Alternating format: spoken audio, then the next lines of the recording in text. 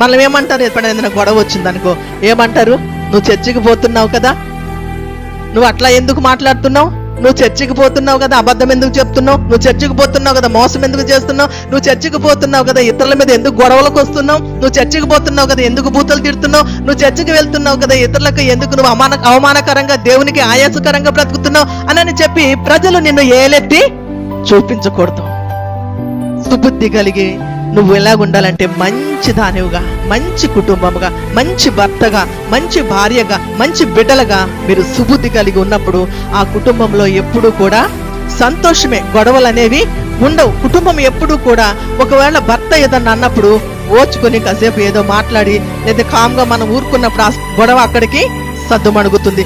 భార్య కోపం వచ్చినప్పుడు భర్త కోపం వచ్చినప్పుడు భార్య, ఇద్దరూ కలిసి గొడవ పెట్టుకుని రోడ్డెక్కితే అది దేవునికి అవమానకరం.